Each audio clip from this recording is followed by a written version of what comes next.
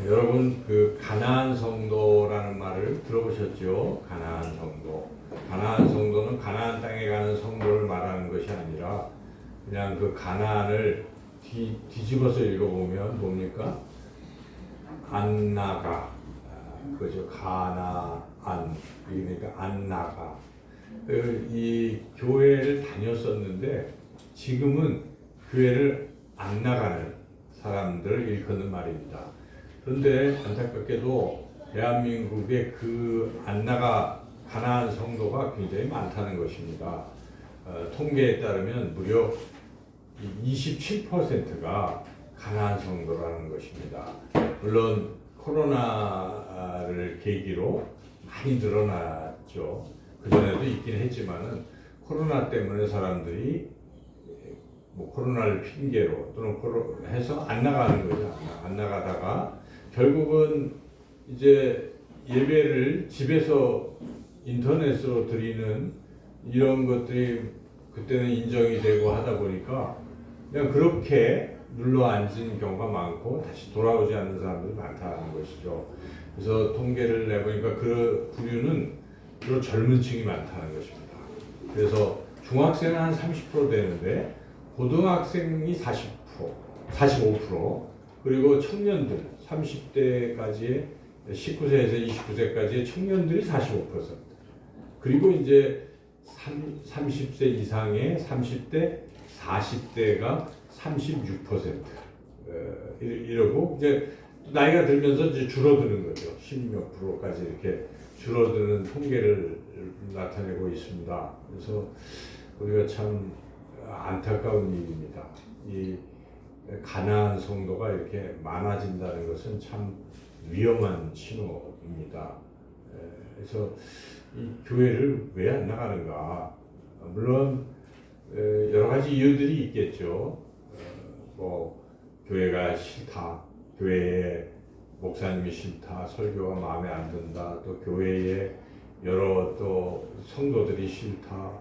뭐 주로 이제 30대, 40대는 이제 50대, 60대가 교회의 주축 세력이 돼서 자기네들 마음대로 결정하는 게 싫다는 거죠. 그래서 소위 우리 좀 속된 말로 꼰대다, 자기네들만 이렇게 한다 하는 것으로 자기네들은 아무런 의사결정도 못한다 해서 떠나는 경우도 있어요. 그래서 그런 것 때문에 어떤 교회에서는 아예 그냥 그 세대에게 뭐 이렇게 교회에서 재정적 지원을 해서 마음대로 해보라고 해서 또 한다고도 하는데, 어떤 그런 이유도 있겠지만은 사실은 신앙의 문제라고 보여집니다. 어떤 경우라도 하나님에 대한 믿음이 흔들리게 되면 결국 교회는 자연스럽게 안 나가는 것이고, 처음에는 인터넷 예배를 드린다고 하지만 여러분, 그게 뭐 늘 드립니까? 드리다 안 드리는 거예요. 안 드리다 나중에는 그냥 안 나가는 것입니다. 그래서 참 심각한 문제죠. 또 가나안 성도는 아니라고 할지라도 소위 썬데이 크리스천이라는 말을 또 할 수가 있어요. 어떤 분들은 주일만 교인인 것이죠. 주중에는 하나님과 전혀 상관없이 살아가는 이런 사람들도 또 있는 거죠. 그들 중에는. 자, 이렇게 정말 우리가 하나님과 동행하고 사는 신앙인의 모습이 참 오늘날 그렇게 찾아보는 게 쉽지 않을 수도 있겠구나. 그래서 정작 하나님 앞에 섰을 때 구원받는 사람의 수가 얼마나 될까 우리 모르죠. 그래서 끝까지 하나님을 믿는 믿음, 하나님을 떠나지 않는 믿음을 갖는다는 게 쉽지는 않습니다. 그러니까 이거 오늘 설교 제목을 하나님을 버리는 사람들로 정해봤는데, 이것은 본문에 이스라엘 백성이 그러고 있다는 것입니다. 하나님을 버리는 것입니다. 하나님을 떠나는 것이죠. 그래서 오늘 본문은 그런 거예요. 이스라엘 백성이 하나님의 은혜로 하나님 백성이 되고 또 애굽의 신음에서 벗어나서 출애굽해가지고 이제 가나안 땅에 들어갔잖아요. 그런데 가나안 땅에 들어가서 하나님의 은혜로 잘 살아갔음에도 불구하고 자꾸만 주변에 있는 뭐 여러 가지 다른 나라들을 보면서 하나님의 다스림 받기를 싫어하는 것이죠. 그 전까지는 하나님이 왕이 되셔서 다스려 주셨기 때문에 하나님 막아주시고 채워주시고 그렇게 살아왔는데 이제는 하나님 싫다는 것이죠. 하나님이 우리를 다스리지 말라는 것입니다. 하나님이 왕이 아니고 우리도 저기 옆에 있는 다른 나라들처럼 왕을 세워달라고. 그리고 하나님은 이제 더 이상 우리를 다스릴 필요가 없습니다 하는 선언이기도 한데 이제 그렇게 하고 있는 거예요. 이스라엘이 하나님을 버리고 있는 이거에 대해서 하나님께서 굉장히 안타까워하시고 탄식하고 계시다는 것입니다. 오늘 본문 전체 중에 7절을 우리가 같이 한번 읽어보겠습니다. 7절 말씀입니다. 함께 읽겠습니다.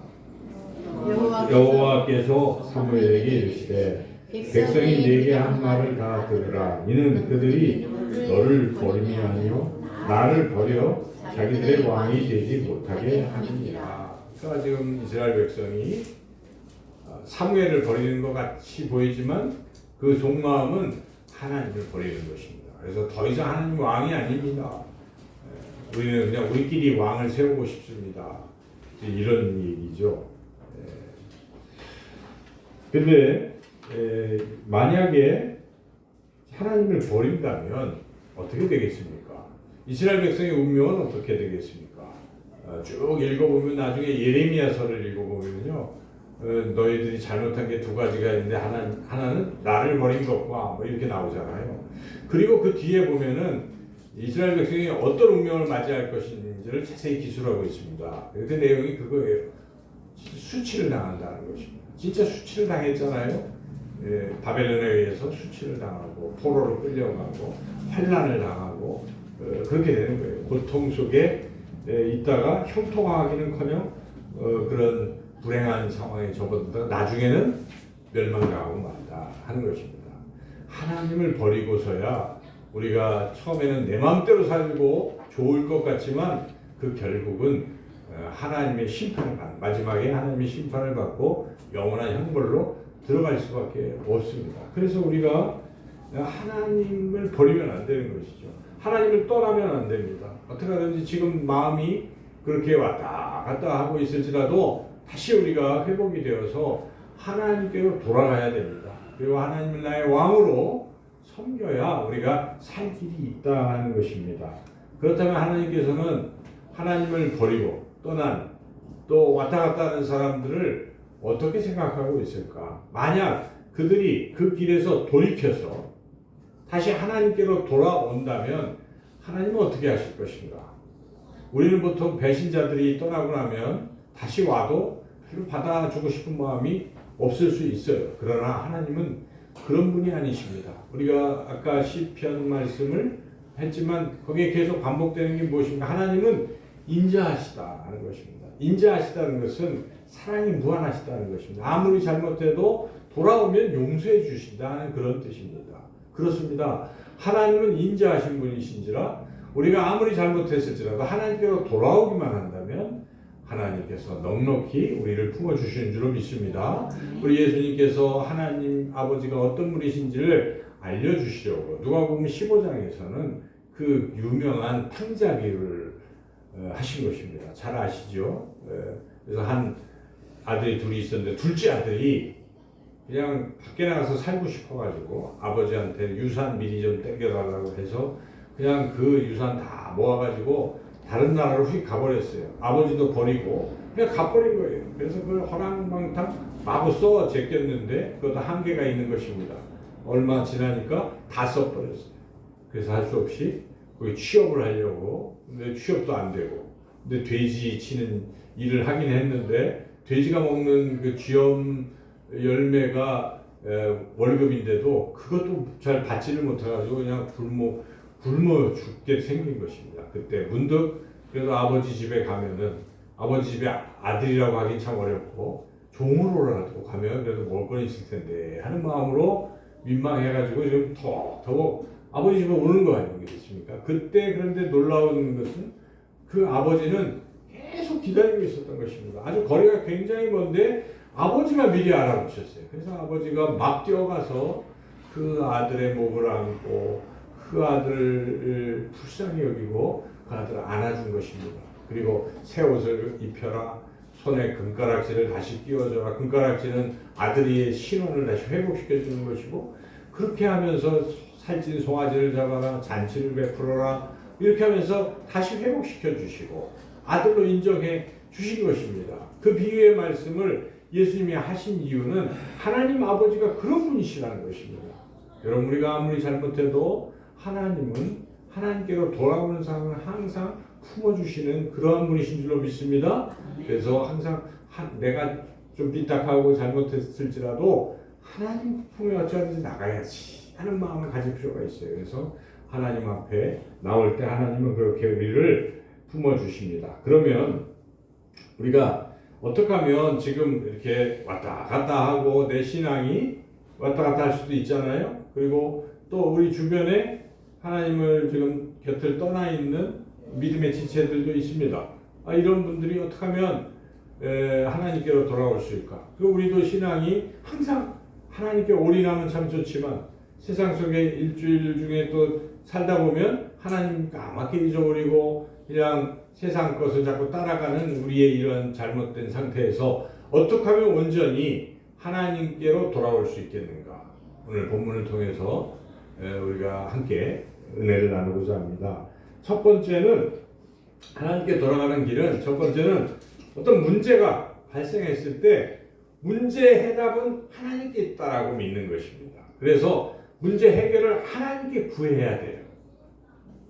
오늘 본문에 5절인데 5절 말씀 같이 한번 읽어볼까요? 그에게 이르되 보소서 당신은 늙고 당신의 아들들은 당신의 행위를 따르지 아니하니 모든 나라와 같이 우리에게 왕을 세워 우리를 다스리게 하소서 한지라. 지금 이 내용은 이스라엘 장로들이 모여서 사무엘에게 가서 이야기하는 거예요.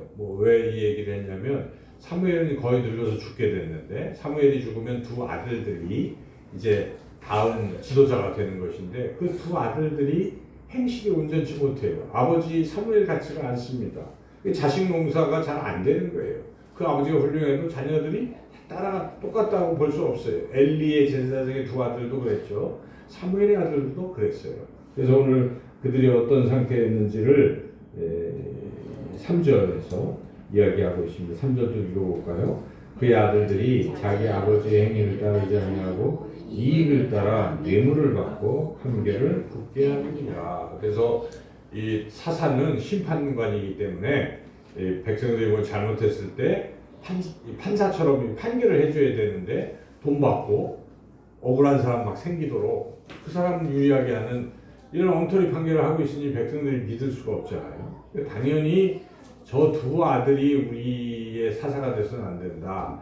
이런 마음을 가질 수 있고 그래서 왕을 달라고 지금 요청하는 모습을 보면은 어떤 면에서는 이해가 가는 거예요. 그렇죠? 이해가 가죠. 이해가 갑니다. 그러나 이 판단이 잘못됐다는 것입니다. 이런 문제가 생겼을 때 이 장로들은 자기네들끼리 모였을 거예요. 그래서 저 두 사람 안 되니까 다른 방법을 찾아보자. 근데 다른 방법을 어디서 찾았습니까? 다른 나라에서 찾았어요. 그래서 여기 본문에 보면은 지금 사무엘 앞에 나와서 할 때 여기 보면 5절 중간에 모든 나라와 같이 이 뜻이 무엇입니까? 세상 모든 나라, 세상 모든 사람들이 하는 것처럼 우리도 그렇게 하게 해달라. 상식입니다. 상식. 세상 판단 상식이에요. 그럴듯합니다. 그러나 이때 이스라엘 장로들이 이렇게 하면 안 되는 것이죠. 사무엘에게 나와서 우리 하나님은 이 상황을 어떻게 하실지 여쭤봐 주십시오 라고 하든지 아니면 자기들이 기도해서 하나님의 음성을 듣든지 하나님께 여쭤봐야 되는 것이죠. 문제가 있을 때 문제를 하나님께 여쭤봐야 되는 것입니다. 그런데 이들은 세상 방법으로 했다는 것입니다. 다윗은 안 그랬어요. 그 뒤에 나오는 다윗은 어떻습니까? 이런 말씀을 읽어보면 다윗이 사울 왕에게 쫓겨서 지금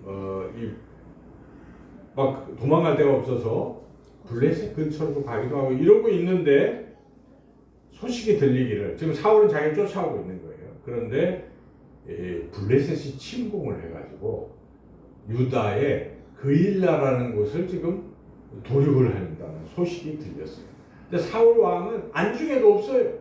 백성들의 안위는 생각도 안 하고 오직 자기 정적만 제거하려고 다윗만 죽이려고 지금 그러고 있는 거예요. 그때 다윗이 무엇을 했습니까? 이 상황에서 다윗 하나님께 기도했습니다. 하나님 어떻게 할까요? 제가 그일라로 가면 자칫 사울 왕에게 죽을 수도 있어요. 좀 위기를 맞이할 수도 있어요. 그런데 지금 동족 그일라 백성들이 어떻게 하고 있어요? 지금 블레셋에 의해서 도륙을 당하고 있는 이 안타까운 상황에 제가 어떻게 해야 될까요? 라고 물어봤어요. 다윗은 이 문제 앞에서 하나님께 여쭤본 것입니다. 하나님, 제가 그일라를 치는 게 맞을까요? 어떻게 할까요? 여쭤봤어요. 하나님께서 쳐라! 이렇게 말씀하셨어요. 그래서 가려고 하는데 그 주변에 신하들이 다 말리는 거예요. 가면 죽습니다. 가면 안 됩니다. 그래서 다윗이 하나님께 다시 한번 여쭤봅니다. 하나님, 그일라를 칠까요? 쳐라! 그래서 다윗이 목숨 걸고 가서 한 겁니다. 여러분, 하나님의 사람이 이런 사람들인 것입니다. 우리가 하나님을 믿는다고 할 때 나에게 참 인생에 참 어려운 문제 많이 닥치잖아요. 그런 순간에 나는 어떻게 하는 것인가? 그냥 고민만 하다가 이 사람한테 물어보고 저 사람한테 물어보고 이러고 해결을 하려고 하는 것인지 그때 이렇게 해야 되는 것입니다. 다른 사람이 중요한 게 하나님께 여쭤보는 거예요. 여러분 여쭈면 하나님은 반드시 대답해 주시는 분이십니다. 그래서 우리가 기도가 다른 게 아니에요. 이런 어려울 때 하나님께 물어보는 거예요. 하나님, 제가 이러이러한 상황에서 어떻게 할지를 모르겠어요. 하나님, 제가 어떻게 해야 될까요? 라고 여러분 기도를 하는 거예요. 구체적으로. 그리고 기다려야 돼요. 하나님, 제가 어떻게 해야 됩니까? 하고 계속 있으면요, 하나님께서 성령의 감동을 주시는 거예요. 야, 네가 그렇게 하는 게 내 뜻이야 라고 분명히 말씀해 주십니다. 하나님의 사람들에게는 성령이 안에 계시기 때문에 말씀해 주시는 거예요. 그 시간이 좀 걸릴 수도 있고 하는데 그 응답을 받을 때까지 기도하는 것입니다. 기도하는 거예요. 그럴 때 하나님께서 대답을 해 주신다. 그래서 우리가 그런 식으로 살아간다면 우리가 하나님 곁을 떠나지 않습니다. 그러나 어려운 점이 있을 때, 문제가 있을 때에도 하나님께 여쭙기는커녕 세상 방법을 자꾸 동원하는 사람은 결국 하나님과 상관없는 사람이 되고 맙니다. 왜냐하면 그렇게 해서 해결까지 또 됐다. 그럼 어떻게 하겠습니까? 하나님은 없나 봐. 이 사람이 더 세. 계속 그 방법을 택할 거예요. 그 인생은 계속 그렇게 살아가는 거예요. 결국 하나님 없이 삽니다. 그러나 우리가 이런 문제 만나는 것도 복인 줄로 믿습니다. 문제를 만날 때 하나님을 만날 수 있기 때문입니다. 어려운 문제 있을 때 하나님 앞에 여쭤보는 거예요. 하나님 어떻게 할까요? 그럴 때 하나님이 답변해 주셔서 그대로 갔을 때 내 인생이 바뀐다면은 하나님은 역시 살아계십니다. 믿음이 굳건해지게 된다 하는 것입니다. 그렇게 해야 우리가 하나님께로 돌아갈 수 있고 하나님 곁을 떠나지 않을 수 있다 하는 것입니다. 두 번째, 어떻게 하면 우리가 하나님께 나아갈 수 있고 하나님 곁을 떠나지 않을 수 있는가? 불순종의 습관을 버려야 된다는 것입니다. 불순종의, 따라서 해보시죠. 불순종의 습관을 버려라. 불순종의 습관을 버려라. 네, 오늘 본문의 8절을 한번 읽어보겠습니다. 8절 같이 읽겠습니다. 내가 그들을 애굽에서 인도하여 낸 날부터 오늘까지 그들이 모든 행사로 나를 버리고 다른 신들을 섬김같이 내게도 그리하는도다. 무슨 뜻입니까? 이스라엘 백성을 하나님께서 애굽에서 인도하셔서 지금 가나안 땅에 들이고 여기까지 인도하셨는데 그 모든 순간마다 이스라엘 백성은 뭘 했다는 것입니까? 하나님을 택하지 않고 불평하고 불만하고 그렇습니다. 여러분 홍해바다 앞에 가로놓으니까 막 모세 죽이려고 하고 또 뭐 계속 그랬잖아요. 광야에서 물 없으면 또 난리 나고 먹을 거 없으면 난리치고 항상 이들은 하나님 말씀을 뭐 순종하기는커녕 매사에 자기네들 뜻대로 불순종했어요. 근데 이 불순종이 뭐가 됐습니까? 습관이 된 것입니다. 무서운 일입니다. 불순종이 습관이 된 사람들은요 모든 일에 그런 식으로 해요. 교회를 아무리 오래 다녀도요 불순종이 딱 습관이 돼버리면 항상 불순종이에요. 이스라엘 백성이 항상 그래요. 그러다가 그 끝은 무엇입니까? 하나님 떠난다는 것입니다. 이게 무서운 일이에요. 그래서 우리가 이 불순종의 습관을 내버려두면 안 됩니다. 불순종의 습관을 버려야 우리는 하나님께로 돌아갈 수 있는 줄로 믿습니다. 불순종의 습관을 버려야 되는데 이게 참 무서워요. 불순종의 습관이라는 게, 습관이라는 것 자체가 무섭습니다. 아브라함도 그랬어요. 우리가 한번 창세기를 잘 생각해 보세요. 아브라함이 처음에 창세기 12장에 보면은 하나님의 말씀에 순종해서 갈 바를 알지 못하고 다 본토 친척 아버지를 떠나서 멋지게 가나안 땅에 왔잖아요. 근데 기근이 들었어요. 그러니까 할 수 없이 밑으로 이제 내려가는 거죠. 내려가서 이제 애굽으로 가게 됐어요. 근데 애굽으로 내려가다 보니까 거기 애굽 바로 왕을 만났는데 힘도 세고 자기는 뭐 안 되잖아요. 그런데 바로 왕이 그만 자기 아내 사라를 딱 보더니 너무 예쁘니까 꽂혔어요. 그걸 딱 아브라함이 눈치를 챘어요. 자칫 아내라고 하면 나 죽이고 하겠다 싶어가지고 그때 꾀를 내서 내 동생이다, 내 누이다 이렇게 얘기하자고 또 짜고 또 그렇게 얘기를 했어요. 그래서 위기를 모면했어요. 근데 물론 하나님께서 다시 그걸 밝혀주셔서 애굽 왕이 왜 그랬냐고 하고 잘 됐는데, 문제는 그로부터 20년이 지났습니다. 그 사이의 기간을 보면 이 아브라함 믿음이 굉장히 좋아졌어요. 그래서 15장에 가면 믿음으로 의롭게 되었다, 이렇게 구원받는 역사도 일어나게 되고, 이 아브라함이 그렇게 하고 또 자기를 찾아온 세 천사들도 참 극진히 대접하고 소돔과 고모라에 있는 조카를 위해서 기도도 아주 멋지게 믿음이 잘 성장한 것 같았어요. 그런데 창세기 20장쯤에 보면 똑같은 일이 또 일어나는 거예요. 또 뭐 이 기근이 들었는지 해가지고 이번에는 애굽이 아니라 옆에 그랄, 블레셋 쪽으로 또 내려갔는데, 그랄 왕이 또 아비멜렉 왕이 있었는데 거기도 센 거예요. 근데 또 그 사라가 그 나이에도 이뻤나 봐요. 20년 지난 뒤에도 예뻐가지고 또 아비멜렉이 마음에 또 그렇게 하니까 그때 아브라함이 어떻게 했어요? 내 누이다 똑같이 또 하는 거예요. 이게 참 습관이, 믿음이 성장했다고 하지만 습관이라는 건 무섭다는 것입니다. 근데 그런 습관을 보고 자란 아들 이삭도 나중에 또 보면은 이삭도 똑같이 그래요. 위험 지경에 빠지니까 이런 걸 우리가 보면은 좋지 않은 습관이 무서워요. 그래서 이 습관을 버려야 된다는 것입니다.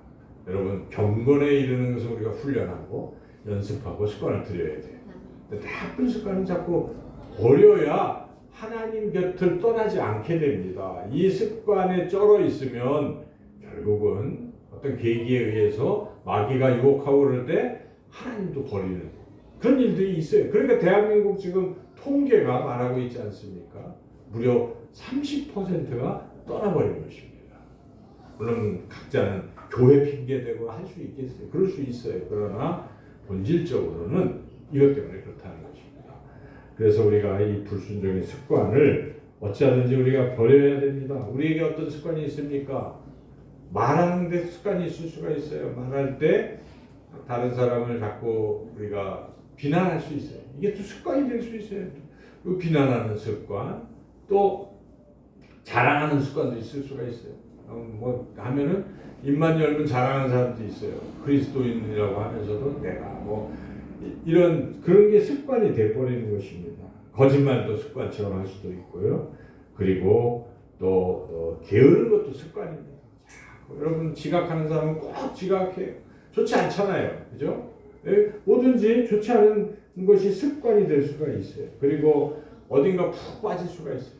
TV 시청에 너무 빠진다든지, 저 애들처럼 뭐 게임에 빠진다든지, 별로 좋지 않은 습관들이 있잖아요. 어릴 때부터 아이들이 공부하는 습관을 자꾸 가져야 될 텐데 그렇단 말이에요. 그리고 또 욕하는 것도 습관이에요. 아이들 이렇게 보면은 저도 저기서 목양실에서 옆에서 떠드는 소리를 듣잖아요. 막 욕을 해요. 차마 들을 수가 없어요. 아까도 준비하고 있는데 한 번 욕, 또 두 번째 또 욕, 세 번째 또 욕을 해서 제가 급기야 가서 일장 연설을 했어요. 얘들아, 말은 습관이다. 여기 있는 애, 근데 안 하는 애들은 절대 안 해요. 욕 안 해요. 저기 대부분 애들은 안 하는데 어떤 한 애가 그렇게 유독 그런 흉악한 욕을 하고 있는 거예요. 그래서 제가 그 습관이다. 그거 안 하면 사람들이 세상에 나가도 별로 좋아하지 않아. 그러니까 지금 고쳐라 했더니 말을 잘 들었어요. 제가 부드럽게 해서 그런지 들었는데요. 이제 이런 습관들이 우리 삶 가운데도 있을 수 있다 하는 것입니다. 이러한 습관, 또 어떤 것을 자꾸 우리가 보는 거, 잘못된 거, 뭐 등등등 이런 습관. 자, 이런 습관이 우리에게 있다면 이거를 어떻게 할 것이냐. 이 잘못된 습관을 버려야 되잖아요. 그래서 존 메가더 목사님이 이런 습관에서 벗어나는 길을 여러 가지로 얘기를 해줬는데, 첫째는 중요한 게 습관적 죄를 가볍게 여기지 말라는 것입니다. 사람들은 이걸 굉장히 가볍게 여겨요. 아이고 그럴 수 있지 살아가는 건데, 첫째는 이거 심각한 거라고 생각해야 돼요. 이 습관적 죄가 자꾸 쌓이면 나중에 큰 죄가 되고, 아까 말씀드렸지만은 하나님 곁을 떠나는 일도 있을 수 있다는 생각을 하면서 습관적 죄를 가볍게 보지 말고, 그 다음에 어떻게 해야 되겠어요? 이거를 안 버리고 싶은 마음이 있어야 돼요. 습관들 그냥 내버려두면 안 되고, 내가 이거 다시는 안 짓겠다 해서 기도를 하라는 거예요. 똑같은 하나님, 제가 이러이러한 습관적 죄를 짓고 있는데 제가 버리고 싶어요. 하나님 버릴 수 있게 해주세요. 저 하면서 그거를 계속 기도를 해야 돼요. 우리 힘으로 안 되잖아요. 하나님 이 죄를 버리게 해달라고 기도를 해야 되는 것이고, 그리고 이제 그러다가 기도는 했지만은 습관적 죄가 딱 일어날 때가 있잖아요. 그럴 때 어떻게 되냐? 바로 시작할 때 제압을 하라는 것입니다. 그때 그냥 그대로 내버려두면 그냥 흘러가기 때문에 그런 게 딱 나올 때 그때 제압을 하고, 평소에는 하나님 말씀을 우리가 늘 큐티를 여러분들이 늘상 하셔야 돼요. 하셔야 말씀 속에 살아갈 수 있는 것이고, 그리고 역시는 이제 혹시 죄를 이제 범했을 때는 잘못했습니다. 용서해 주세요. 이걸로 끝나면 안 됩니다. 저를 따라서 한번 해보죠. 다시는 안 하게 해주세요. 이게 중요한 거예요. 그래야 안 하게 되는 것입니다, 여러분. 잘못했어요, 아버지. 제가 잘못했어요. 용서해 주세요. 끝. 다음에 또 해. 또 용서해. 그게 아니라 이게 나쁜 걸 우리가 알잖아요. 이게 하나님께서 떠나게 하는 그런 것도 되니까, 하나님 이제는 여기서부터 안 하게 해주세요. 다시는 죄짓지 않게 해달라고 결단하고 기도해야 된다는 것입니다.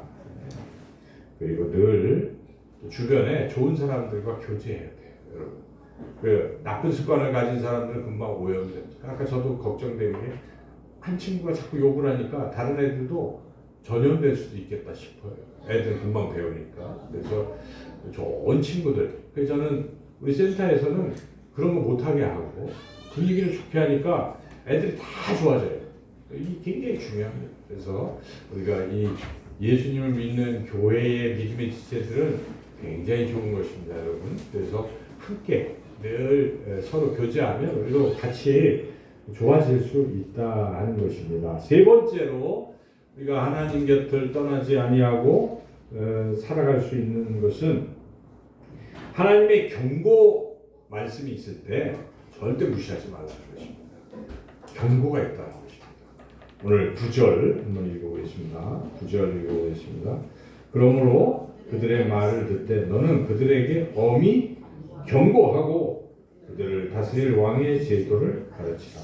엄히 경고하라. 지금 하나님께서 허락하신 게 아니거든요. 왕을 세워달라고 그럴 때 일단 경고부터 하라고 말씀하시는 거예요.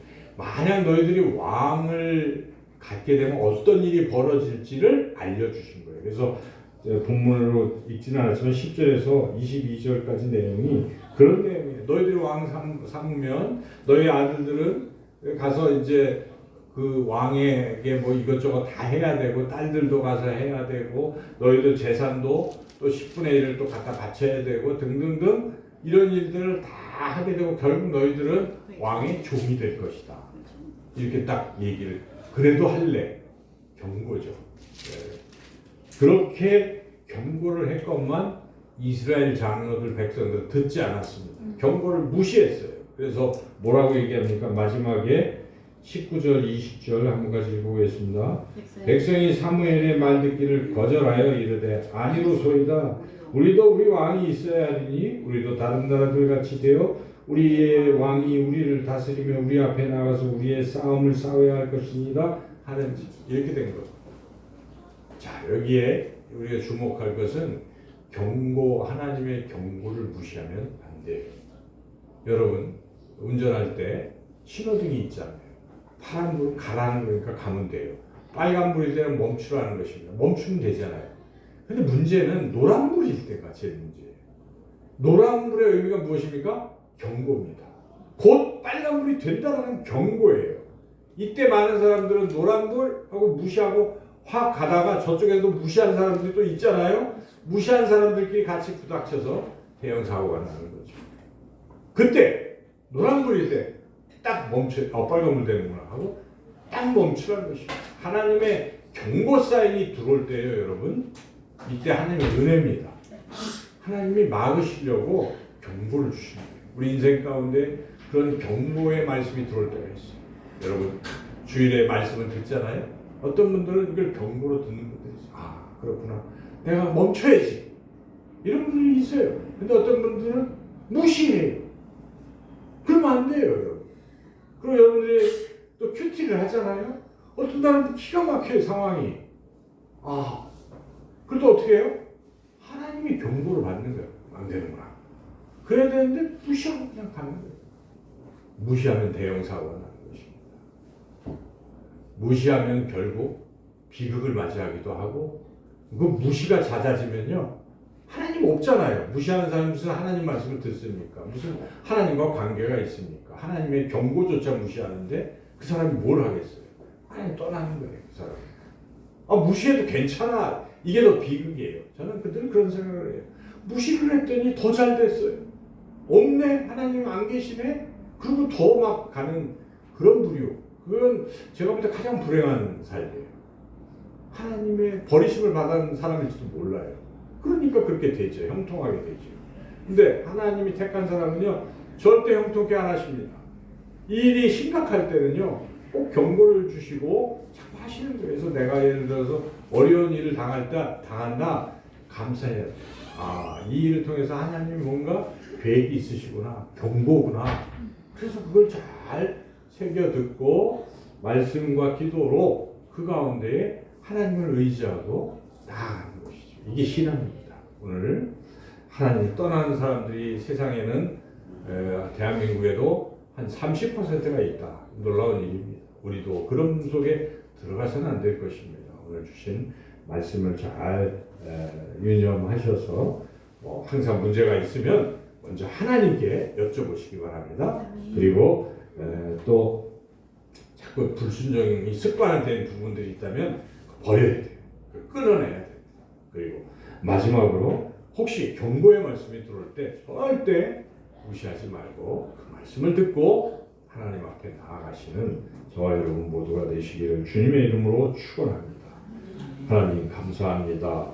우리를 살리시려고 귀한 말씀 주신 줄로 믿고 더욱 우리가 하나님께 가까이 나아가서 하나님과 동행하는 복된 삶을 살게 하여 주시기를 간절히 원하옵고 예수님의 이름으로 기도드리옵나이다.